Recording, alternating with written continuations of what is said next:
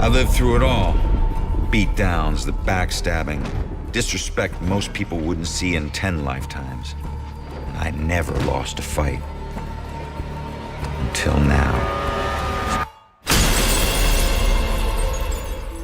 The harsh reality about the gaming industry is that quality is not necessarily enough for a game to succeed commercially and survive in the financial battle. Sometimes, developers can put their sweat and tears into making the best digital experience they can possibly produce. But in the end, players simply beg to disagree with their vision, or in the worst case scenario, people don't realize that the game even existed. This bizarre phenomenon is much more common in the horror side of gaming, because horror is already a genre with a niche audience, and it was never designed to appeal to the masses. This means that new horror games with innovative concepts and special mechanics are usually put in a risky situation where they can either flourish and explode in popularity, or flop and be a forgotten chapter in history. I wanted to delve into this subject today, because when I investigated the best horror games I personally played and loved, I found out that many of them flopped miserably in the commercial department,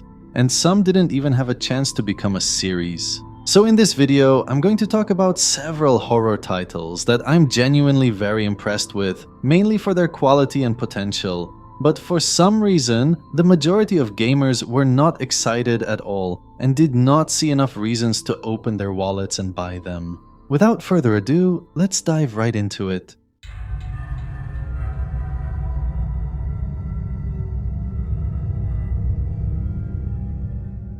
The 2000s was an incredible era for horror gaming, because companies at that time were seriously competing on who could shine in this rising genre that was gaining more fans every day. In 2005, Sega released a very intriguing game called Condemned Criminal Origins, and it's a first-person experience where action and psychological horror coexist in a harmonious, cohesive way. The story is about Ethan Thomas, an FBI agent who's been investigating a series of violent crimes in a dangerous suburban area, but ended up being framed for a murder he didn't commit. As you try to clear your name, you must navigate a decaying city filled with violent, deranged enemies and use various forensic tools to gather evidence and locate the real killer. The game has an insanely tense atmosphere and brutal combat system, where you use both makeshift weapons and firearms to survive and progress in a place you don't really understand.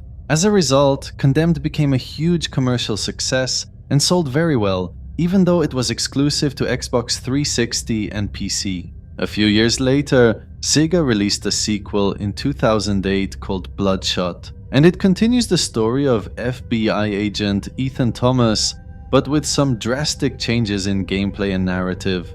The game picks up several months after the first, with Ethan having left his job as an official investigator. However, the events he went through in the original experience have left him a disturbed, hallucinating alcoholic living on the streets. That's me, Ethan Thomas. Drunk, tired, and pissed off. Why? Because this damn city's too fucking blind to see what's killing him. But despite his miserable condition as a homeless man who lost his mind, he was eventually brought back into action to investigate a new wave of gruesome murders that are somehow related to the conspiracy he uncovered previously. I thought I killed you. I represent all your demons, Ethan. Alcohol was just one of them. What now? Acceptance. Of what? That I'm a freak? When it comes to gameplay, the sequel is actually an improvement, and it introduces a more robust fighting system with combo attacks, kicks, and a greater emphasis on using your fists.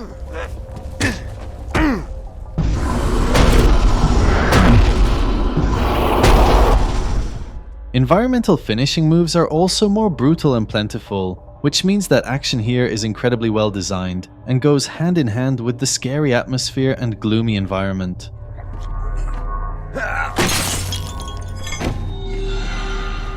Besides that, the crime scene investigation mechanics are way more interactive and require you to use your own observation skills to draw conclusions and answer questions, which ultimately affects your score and unlocks upgrades.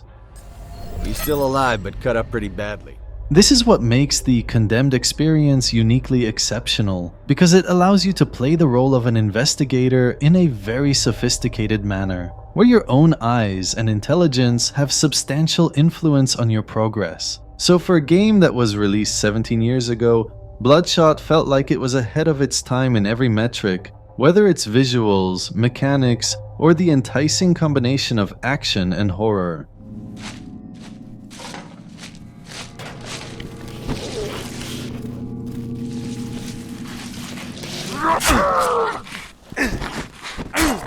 However, when it comes to commercial performance and reception, the results were very complicated and somewhat ambiguous at the same time. First of all, Bloodshot was hit with horrible news in Germany in April 2008, when the game was literally banned by authorities due to its violent content and certain details that were deemed cruel and shocking.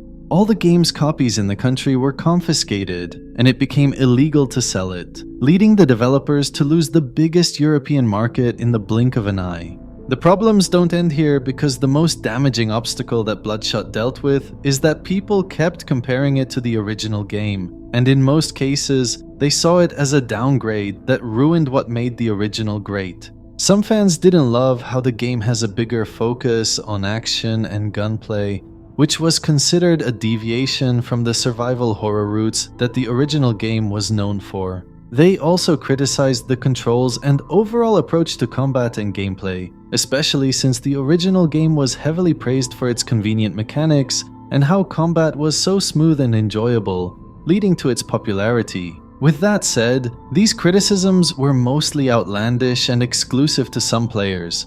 But apparently, the amazing features of Bloodshot were still not enough to catch as many eyeballs as the developers hoped, based on the original success. Even though we don't really know how many copies were sold in the long term, it seems that Bloodshot was not a step forward, and it wasn't the sequel that could push the franchise to the next chapter. Sega has never revealed any numbers, or if the game was profitable or not.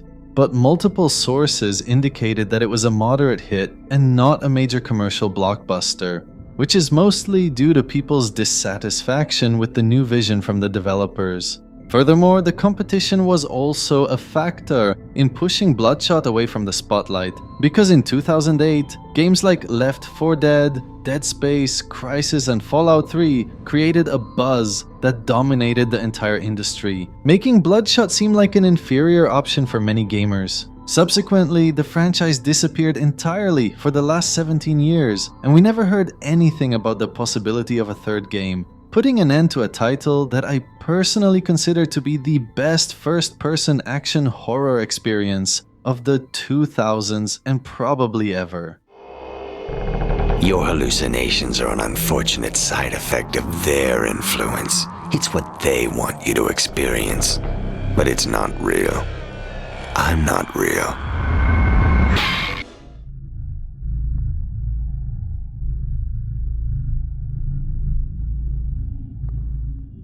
In the late 1990s, Resident Evil and Silent Hill were the dominant forces in the horror scene, and players didn't anticipate that there would be a game that could compete with them directly anytime soon. However, in the year 2000, Keiichiro Toyama left Konami to join Sony, and in case you don't know this guy, he's actually the mastermind behind the original Silent Hill game. Keiichiro wanted to work on his own project, and he founded a studio to create his dream title, which was named Siren in 2003. Siren is a survival horror experience that follows multiple survivors in the Japanese village of Hanuda, a place that has been mysteriously transported into a different dimension.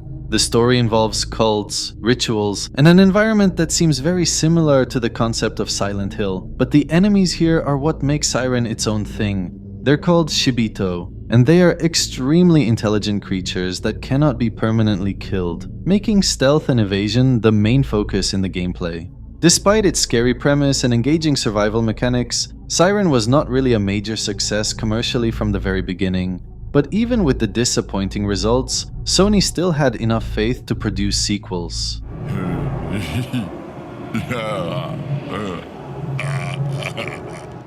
Fast forward to 2008, Sony released Siren Blood Curse, and it's basically a reimagining of the first Siren. meaning it was supposed to revive the original experience, but with enhanced visuals and mechanics on the PlayStation 3. Once again, the story is set in the isolated Japanese mountain village of Hanuda, which mysteriously vanished in 1976 and has now reappeared in 2007. The catch in the game is that the plot is a complex, non-linear narrative that unfolds across the perspectives of several characters, and you can control each character in different sections. The story follows an American television crew for a paranormal reality show as they visit Hanuda to film an expose, but they quickly stumble upon a terrifying ritual where a woman is literally sacrificed.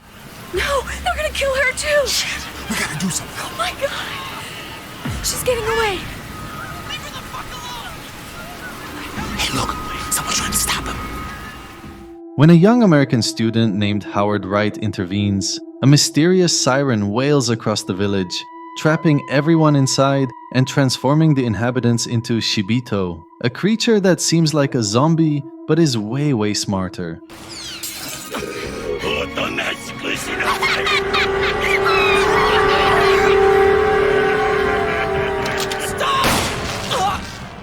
As I said, the game allows you to play multiple characters in different locations, and your playthrough is a series of time loops, with the events repeating and evolving as the characters try to understand the curse and find a way out. When it comes to mechanics, combat here is very diverse but also discouraged because the Shibito are extremely resilient and can only be temporarily knocked out. So your best strategy is sneaking, hiding, and using sightjacking to explore the environment and complete objectives. And speaking of sightjacking, this key mechanic allows you to see the world through the eyes of enemies or other characters, which means that you can locate the Shibito and understand their movements even if they are far away from your location. Overall, Blood Curse was an enticing survival horror experience in every sense, and it felt like a beautiful mix between Silent Hill's lore and Resident Evil's action. However, this positive opinion was not popular enough, not because people hated the game, but because they didn't even bother to try it and give it a chance. This is crazy because on paper, Siren seems like an experience that both Silent Hill and Resident Evil fans would enjoy. But for some reason, the franchise was never financially successful, and it didn't have a fan base as big as its peers. Many people didn't believe it had any identity, and they assumed that it was copying popular horror titles without adding any unique touch, while others considered its gameplay to be bizarre and too sophisticated. Blood Curse was the final nail in the coffin because following its poor commercial performance, Sony gave up completely on the franchise, and we have not seen any Siren games since 2008, making Siren a chapter in horror history that probably will never come back. I have to perform the ritual again. What are you?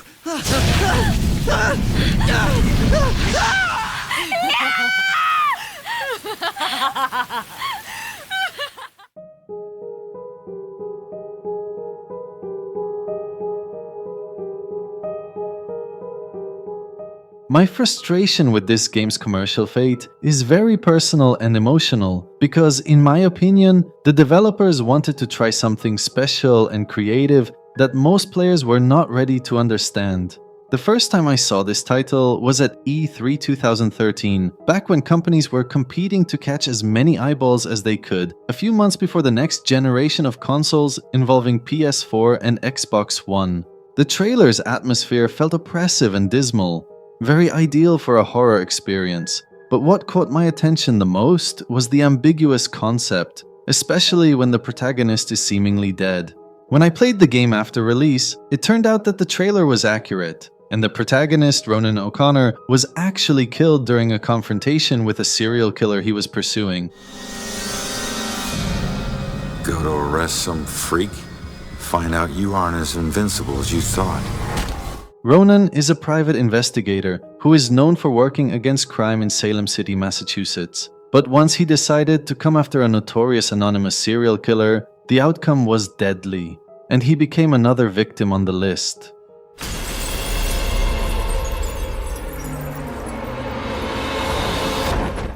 The genius twist is that after his death, Ronan finds himself stuck in a state of purgatory and unable to move on to the afterlife, and his only way to break free is to identify his killer and solve his own murder. This means that you'll still embody Ronan's investigator persona, but the difference is you'll play as a ghost in a parallel dimension, which means that you'll have supernatural abilities beyond human comprehension.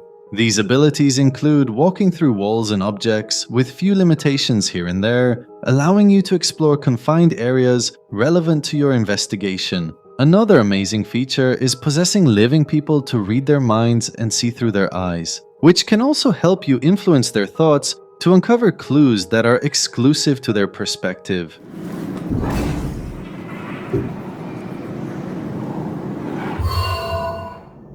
The game goes even further and allows you to communicate with other ghosts to learn about their own deaths and get information that can be related to your murder. In other words, the ghost experience here is not shown casually to impress you with the idea alone, but it's genuinely meant to highlight Ronan's journey as a dead man desperately looking for his murderer. But aside from gameplay, the story itself becomes more fascinating as you progress, because eventually you discover that the serial killer you're looking for is a girl called Abigail Williams, and she's also the one behind your murder.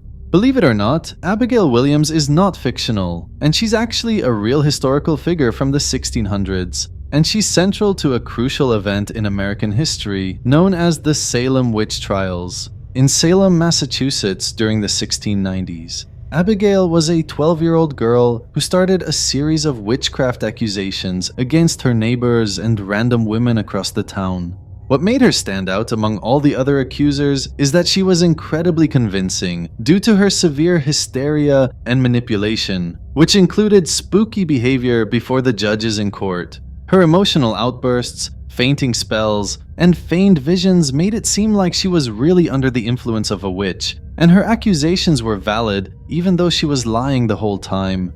For some reason, seeing people suffering and getting arrested as a result of her accusations gave her a chilling feeling of joy and satisfaction, regardless of whether she personally knows those people or not. After several months of devastating trials in which the defendants had no chance to push back, 19 people were tragically executed for witchcraft, making it the most horrifying mass execution event in Salem's history. Abigail's motivations remain a mystery to this day, and even her fate after the trials is not known because she completely disappeared from historical records and no one knows where she went. This intriguing blend of real history and fiction was masterfully implemented in the game because Abigail here is equally sinister and devilish as she was in real life, making her an unusual antagonist that seems innocent at first, but reveals pure wickedness over time.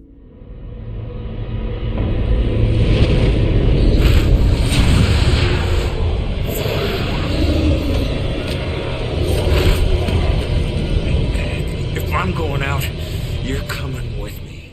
Sadly, despite the insanely innovative concept behind the game's story and mechanics, the commercial results were total misery for so many reasons beyond the quality itself. The main factor behind the failure was the publisher's lack of faith regarding the game's potential. Square Enix treated the project as a side job that doesn't deserve any major funding or care, which resulted in forcing developers to remove so much content and change the game's direction in multiple areas. Additionally, the marketing was pathetic across the board, and if you're not a gamer who manually searches for new stuff and checks trailers, the game's existence would probably be surprising for you because the publisher simply didn't care about pushing it. According to reports, this horrible management from Square Enix led the developers to limit their vision and reduce the scope of gameplay, resulting in various criticisms from players who felt the experience was underwhelming. What makes me angry is that the developers were the ones who paid the price in the end,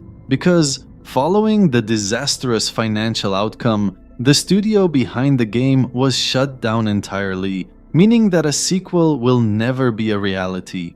I'm very sad because this was a game that I honestly wanted to see more from, and I was eager for it to succeed and reach mainstream recognition so we can see similar experiences in the future. However, I was basically in a bubble, and people like me were nothing more than an invisible minority of gamers who were looking for something different. If you played this game, let me know in the comments, because I feel that there are only 6 of us on the planet.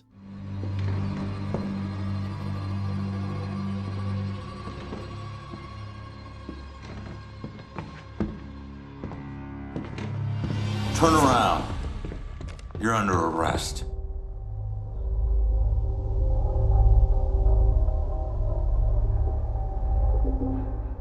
This game is the most surprising on the list because the vast majority of people who played it are convinced that it's a major success and a competitor to Resident Evil, but the reality says otherwise. As many of you probably know, the original one came out in 2014, and it was a remarkable experience made by Shinji Mikami, the same guy behind Resident Evil 4. The game was scary and enticing from the very beginning. The protagonist is a charismatic investigator called Sebastian Castellanos, and he's investigating a horrific massacre at a mental hospital before getting pulled into a nightmarish, distorted reality. This world is a manifestation of the consciousness of a disturbed individual named Ruvik, who manipulates the environment and unleashes deadly creatures to go after you.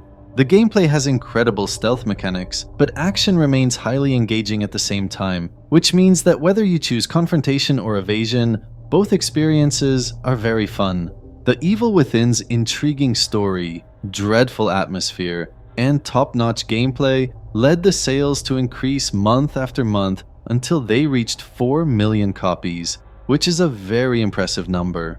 3 years later, in 2017, The Evil Within 2 was released, but this time the results will be very different, and the obstacles are way too many. The game follows the same protagonist Sebastian, but the difference is that his mission here is deeply personal, and it centers around rescuing his daughter after believing she died years ago in a house fire.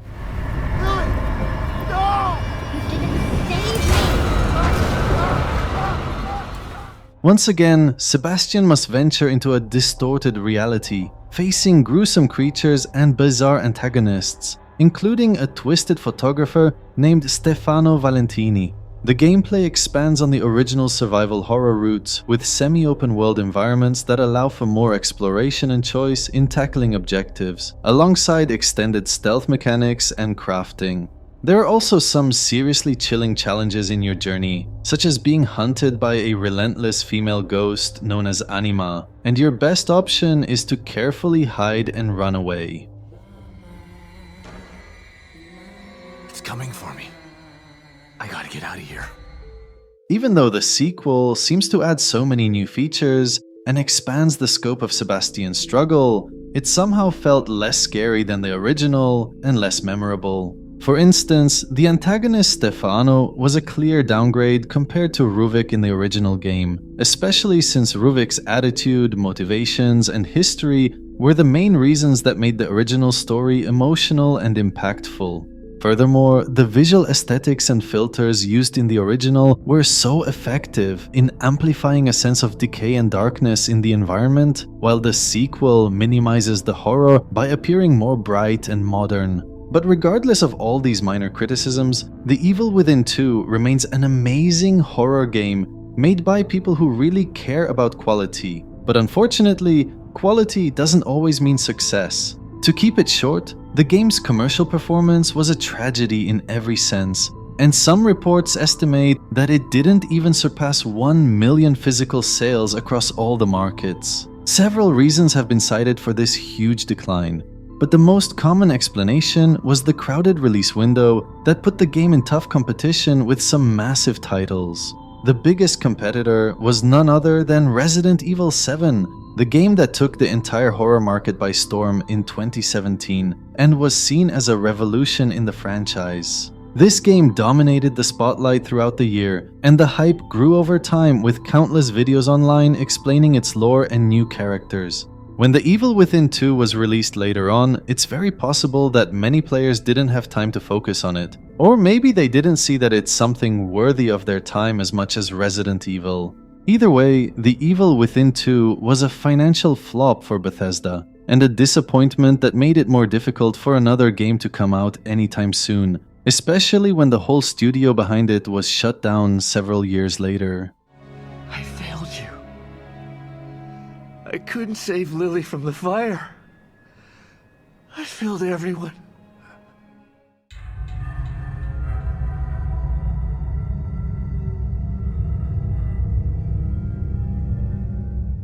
I'm pretty sure some of you didn't see this one coming, but before sealing the list, I have to briefly talk about Alan Wake because many players don't know that its commercial journey was not a walk in the park.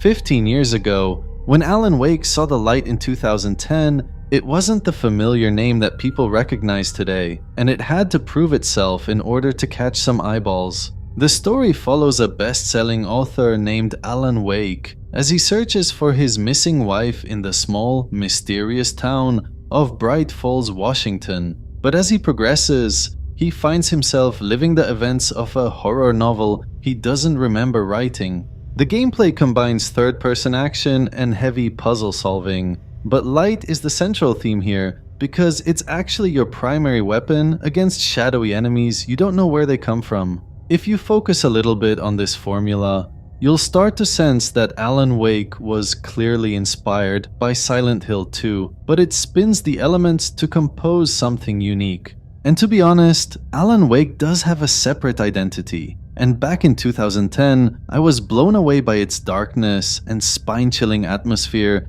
that combines unbearable silence with mystery, making exploration feel incredibly compelling. Although fighting is available, it's always justified and in logical locations, meaning that it's enough to satisfy action fans while also providing a sophisticated psychological experience for those who admire intriguing stories and hidden horror. So, quality-wise, Alan Wake undeniably delivers, and it has all the positives. But the issue is that 15 years ago, 99% of gamers didn't even know that there was a game called Alan Wake. Despite being a high-profile release and sponsored by Xbox, it didn't go mainstream because it was seen as an experience made for a very specific group of players, mainly psychological horror fans. Subsequently, by 2011, Alan Wake was labeled as a flop due to its disappointing sales and inability to create a large fan base. However, over the next few years, a miracle started to happen, and casual players slowly began to learn about Alan Wake's features and how it's a great option for Silent Hill fans. This sentiment was growing with the game becoming available on various platforms instead of being Xbox exclusive, which allowed the developers to have some exposure and a lifeline even years after the initial release. This was an insane comeback because following the disastrous release, Alan Wake ended up selling around 5 million copies by 2015, making it a rare case of a horror game that kept pushing back without accepting being a flop.